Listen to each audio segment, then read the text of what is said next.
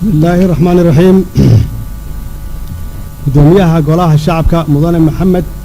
مرسل الشيخ عبد الرحمن يكوحيين ديسا يكوحيين كيسا اللي بهنا شرفت له ابنها قولها وزير هذا حكومتها فدرالك الصومالية بحضر صحافة دمان مرتي شرفتك عليه وحان نقول سلامي صلاة إسلامك السلام عليكم ورحمة الله وبركاته. وحان شرفت وياه إن ما أنت وأي تاريخ تهيكود المين لبدا كل لباتني يكون إن أن هل كان يكون ما ذكرن كان جاركه أن إذا سيوه وربحين حالته قدام بيجي دلك جارحان أرمها حساسية تابنا يه دور شوين كدلك وحان الكلام هالعلنا يا inaad iga aqbasheen codsigii ku aadanaa inaan idinkala soo qayb galo kulankan gaarka ah si waafaqsan dastuurka ku-meel gaarka ah ee Jamhuuriyadda Federaalka Soomaaliya. waxaan fursaddan rabaa inaan uga faa'iideysto inaan halkan ugu hambaliyeeyo dhammaan shaqaalaha Soomaaliyeed oo maanta u dabaaldegaya maalinta shaqaalaha adduunka ee 1 May. waxaad tihiin muruqa iyo maskaxda ka dambaysay guulaha aan gaarnay sanadihii u dambeeyey. waxaan sii xoojin doonaa insha Allah ilaalinta xuquuqdiina aasaasiga ah oo ay dawladdu joogtaysay 4 sano ee u dambeysay. waxaan rabaa si gaar ah inaan ugu mahadceliyo shaqaalaha dawladda shaqadii ay qabteen xilqaanka ahayd volunteerka ahayd aad ku dhisteen xarumaha dawladda sida maktabadda qaranka tiyaatarka madxafka iyo taalooyinkii astaanta u ahaa qaranka oo aad kulligood ku dhisteen isxilqaan. aad baan idinkaga mahadcelinayaa xildhibaanada sharafta leh. waxaan rabaa inaan idinku bogaadiyo sidii nafuridda leh ee aad dalkan ugu soo shaqayseen aan ugu soo dhabar adeegteen 4 sano ee la soo dhaafay idinkoo si xilkasnimo leh u gutay xilkiina dastuuriga ah kana shaqeeyay dejinta shuruucyo badan oo aan anigu saxeexay kuwaas oo budhig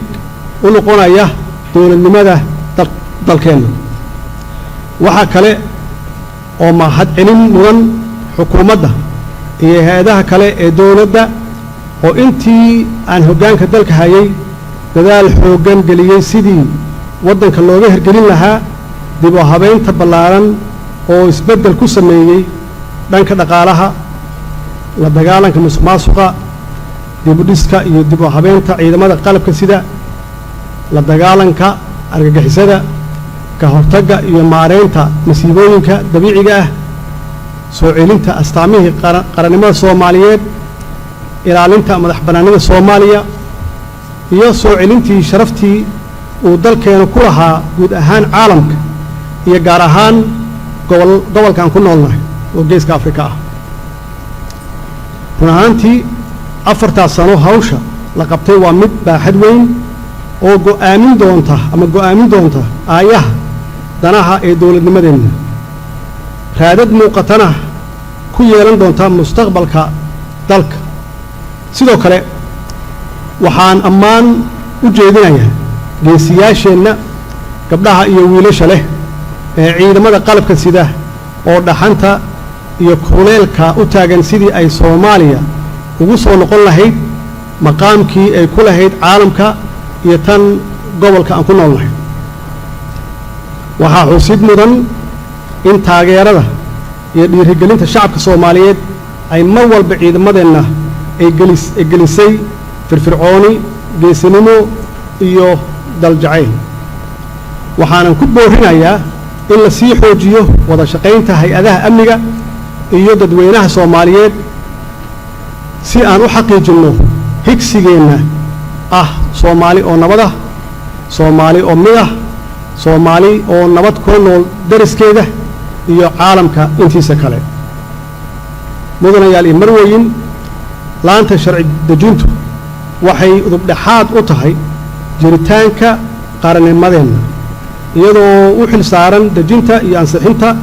sharciyada muhiimka u ah dalka ilaalinta iyo dhowrista dastuurka iyo shuruucda kale ee qaranka iyo korjoogtaynta laamaha kala duwan ee dawladda sidaas darteed dhammaan arrimaha masiiriga ah ee la xiriira mustaqbalka iyo jihada dalkeenna aadayo waxaa khasab ah in baarlamaanku door ku yeesho isla markaasna uu noqdo marjaca iyo meesha loola laabanayo xalinta arrimaha murugsan muddadii aan xilka hayay waxaan ku dadaalay inaan ka shaqeeyo sidii laanta sharci dejinta loo siin lahaa doorka dastuuriga ah ay ku leeyihiin dowladnimada dalka waxaan xaqiijiyey in heshiisyada masiiriga ah ee laanta fulinta gaarto aan u soo celinno baarlamaanka si ay uga doodaan haddii loo baahdana ay u ansixiyaan waxaa horay u dhici jirtay in doorka baarlamaanka dalka meesha laga saaro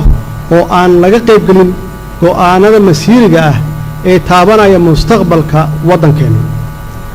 baarlamaanadii idinka horreeyey waxaa la xiri jiray iyaga oo weli muddaxiloodkooda uu weli sii jiro si talada ay isugu koobaan dhowr qof oo keliya mudanayaal iyo marweyn 28 Diseembar 2019 waxaad ansixiseen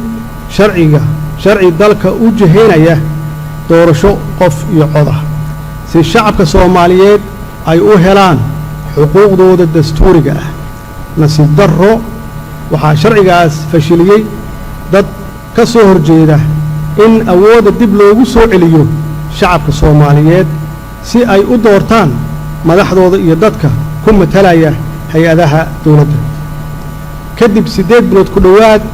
oo wada xaajooda 26 Sebteembar 2020 waxaad ansixiseen heshiiskii siyaasadeed ee jihaynta doorashada 2020 ee sida wadajirka ah uga soo baxay dawladda federaalka Soomaaliya iyo dawladaha xubnaha ka ah dawladda federaalka Soomaaliya 17 Sebteembar 2020 sharcigaas wuxuu dalka u leexiyay doorasho dadban oo ay dantu kaliftay balse durugsan dimuqraadiyaddii iyo dawlad wanaaggii aanu dalku la rabnay mar kale ma fulin heshiiskaas aan ku heshiinay 17 Sebteembar 2020 dadaaladii lagu turxaan bixinayay waxay qaateen 6 bilood oo ku astaysan shirar joogto ah wada xaajoodyo gaar ah xiriiro iyo safarro shaqo si loo fuliyo heshiiskaas wada ogolka ahaa annaga waxaa naga go'nayd in dalku uu galo doorasho degdeg ah oo waafaqsan heshiiskaas iyo talooyinkii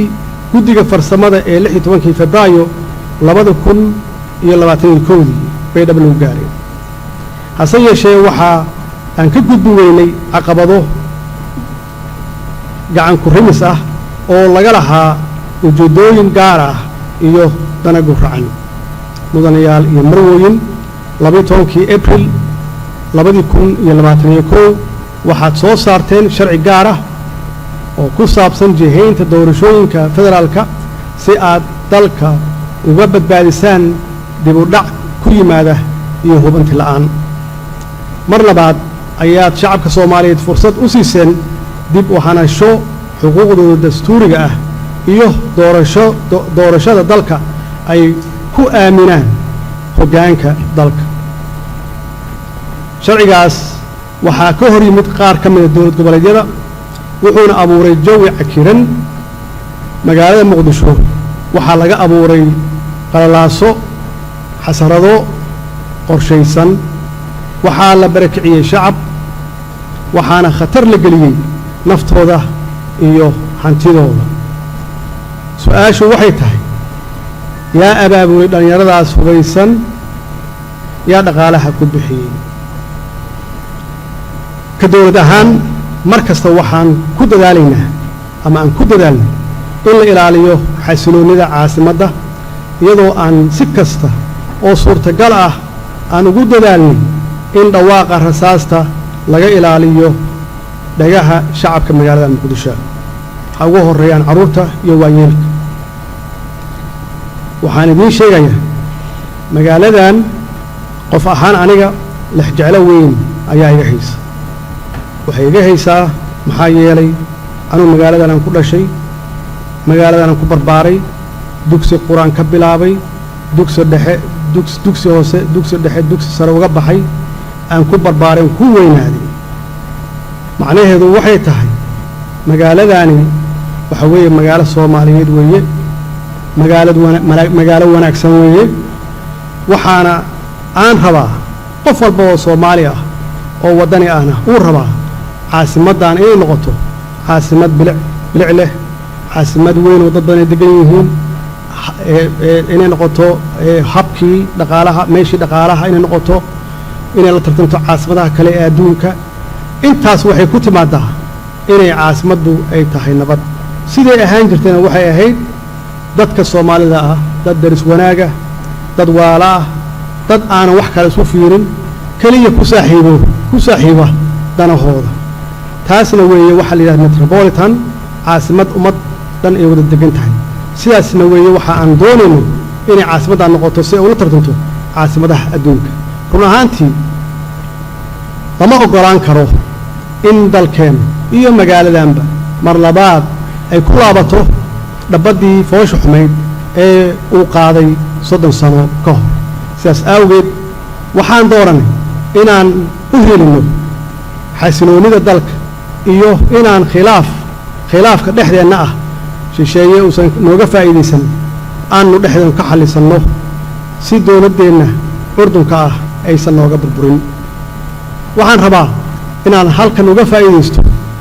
inaan u tacsiyeeyo ama tacsi u diro dadkii ku waxyeeloobay Allah uu naxariis intii ku dhimatay intii dhaawacantayna Allah ka kiciyo xiisadihii magaalada ka dhacay maalmihii la soo dhaafay taasi oo ahayd mid laga murugoodo oo laga baaqsan karay waxaanu go'aansanay inaan xalka ku raadino wada hadal inaan fowdo loo bilaabin kuwa doonaya inay sarriftaan dhiiga shacabka balse aan tusaale u noqono ilaalinta nabadda iyo badbaadinta shacabkeena mudanayaal iyo marwooyin xildhibaanada sharafta leh sida aan horey u sheegay xalka doorashadu waxaa ku jira in si niyad sami ah loo wada hadlo iyadoo oo meel la iska dhigo danaha gaarka ah lana dhowro amniga muwaadiniinta oo ay ku habsadeen dhibaatooyin kala duwan sida argagixisada abaaraha ka jira gobolada qaar aafada COVID-19 iyo dhibaatooyinkii bulsho ee faraha badnaa aan naqaanay shacabka Soomaaliyeed ma xamili karaan culays intaas ka badan waxaana la rabaa in ammaanadooda loo ilaaliyo dimuqraadiyaddooda loo adkeeyo dawladnimadoodana loogu xoojiyo dhaqanka suuban aan lahayn oo ku dhisnaa oo isku dhiibka oo la aado doorashada lagu wada kalsoonaado boroseska aan lagu mashquulin qof walba kaambeynkiisu galo nasiibkiisa uu qabaa dee qof walba ilaahay wuxuu qadaray yuu heli saas la isugu dhiibo xilka mudanayaal iyo marwooyin waxaan dhammaantiin idinka codsanaya idinka oo xeerinaya duruufaha siyaasadeed ee dalka ku gaadaaman iyo marxaladaha cakiran ee aan ku jirno inaad nala qaadataan in lagu noqdo ama lagu laabto heshiiskii wada ogolka ahaa ee aad ansixiseen 26 Sebtembar 2020 walahan sharafta leh waxaan rabaa inaan caddeeyo in ra'iisul wasaare Maxamed Xuseen Rooble uu hogaamin doono diyaarinta iyo hirgelinta doorashada iyo amniga doorashada sidoo kale fulinta qorshaha amniga sida waafaqsan dastuurka dalka waxaa iska leh ra'iisul wasaaraha waxaan farayaa xukuumadda inay u diyaar garowdo hawshaas baaxadda leh ama baaxadda weyn mudanayaal iyo marwooyin gunaanadkii waxaan rabaa inaan ugu baaqo siyaasiyiinta naga aragtida duwan in ay ka shaqeeyaan danta guud ka waantoobaan kicinta dadweynaha iyo bulshada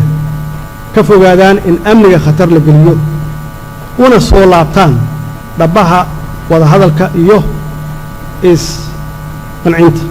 iyo isu tanaasulka jidkaas oo keliya weeye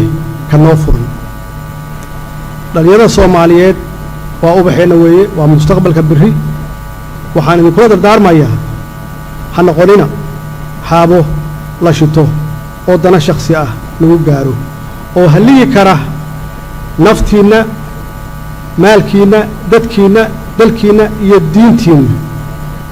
waxaan sidoo kale kula dardaarmayaa shacabka soomaaliyeed meel kastay joogaan qaybihiisa kala duwan inay dhiirigeliyaan nabadda iyo wadajirka ummadda soomaaliyeed lana garab istaago ciidamadeenna qalabka sida oo habeen iyo maalin u taagan sidii ay u sugi lahaayeen amniga aan maanta ku hiranayno amniga guud ee dalka una ilaalin lahaayeen ee badqabka muwaadiniinteenna wabilaahi tawfiiq wasalaamu calaykum waraxmat ullaahi wabarakaatu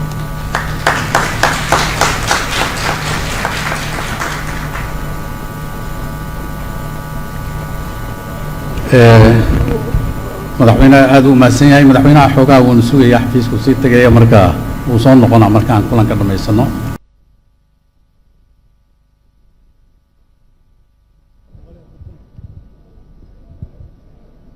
mudane madaxweyne sida adiga aad codsatay khudbadaadii iyo warqadaadii aad guddoonka baarlamaanka u soo gudbisay baarlamaanka wuxuu u codayay in dib loogu noqdo heshiiskii 17 September waxaan ku siinaynaa kelmaddaadii ku aadanayd ansixintaas 17 September soo dhow mudan madaxweyne بسم الله الرحمن الرحيم قدومي ما حسنتين ما حسنتهاي هذه حلمانات شرفت له waxaan ku faraxsanahay aan ka mahad celinayaa xildhibaanada sharafta leh inaad ku soo birteen kalaabka tanaasul oo aad ummadda Soomaaliyeed u tanaasulsheen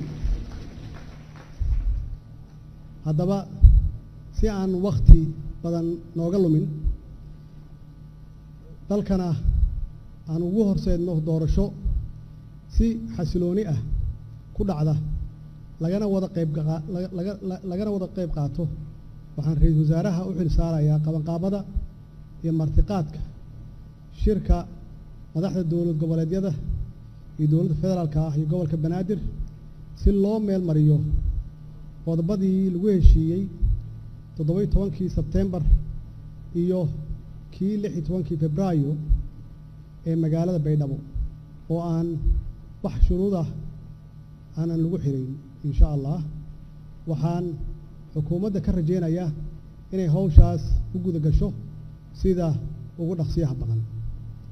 waxaan rabaa inaan shacabka Soomaaliyeed ay markhaati noo noqdaan oo ay kala fahmaan cidda doonaysa inay doorasho dhacdo iyo cidda diidan cidda doonaysa inay foodo qax iyo qori wax ku raadiso iyo cidda doonaysa inay qaadato go'aan kasta oo ay ku jirto danta dalka iyo dadka iyo diinta wasalaamu calaykum waraxmatullaahi wabarakaatu madaxweynaha waa fasaxaynaa waxaan rabnaa kulanka annaga waa xiranaynaa madaxweynaha iska fasaxno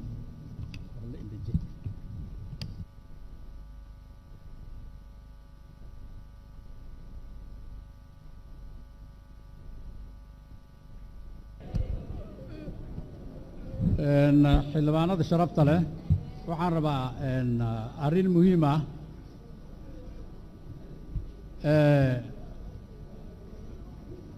waxaan rabnaa sida aad la socotaanba labadii kalfadhi oo ugu dambeeyey way isku furmeen oo baarlamaanka fasaxa ma gelin haddana lama geli doono waxaan rabnaa laakiin duruufaha jira awgeed kalfadhiga ma xirmi doono maadaama aan ku jirno aakhir shahr ramadaan aan ku jirno ciidina ay soo dhowdahay waxaan qorsheynay xildhibaanada bil fasaxa inay qaataan oo beriti ka bilaabanayso lana soo ciido bil kadib la isku soo noqdo kulanka annaga maanta halkaasuu noogu xiran yahay. Assalaamu calaykum.